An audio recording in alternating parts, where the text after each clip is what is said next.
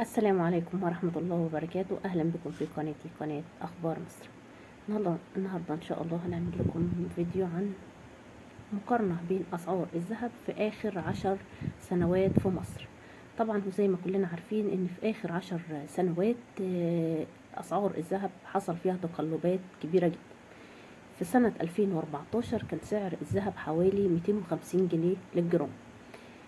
بحلول عام 2016 ارتفع السعر بشكل ملحوظ، وصل ل 370 جنيه للجرام، يعني ارتفع من 250 ل 370 في خلال سنتين.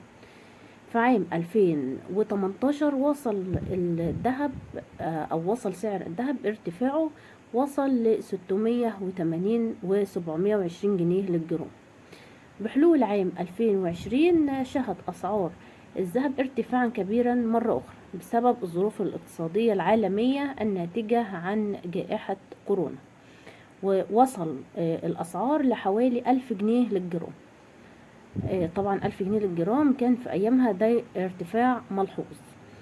في عام 2021 استمرت الأسعار في الارتفاع، وفي نهاية عام 2022 وبداية 23 كانت الأسعار بتتراوح بين 1400 و 1800 جنيه للجرام.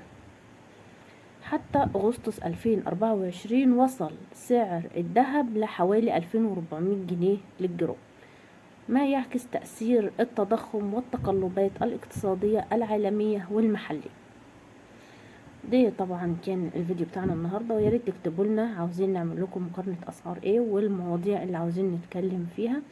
ويا ريت ما تنساش تعملوا لايك واشتراك وتفعيل زر الجرس عشان يوصل لكم كل جديد وحصري بنقدمه. والسلام عليكم ورحمه الله وبركاته.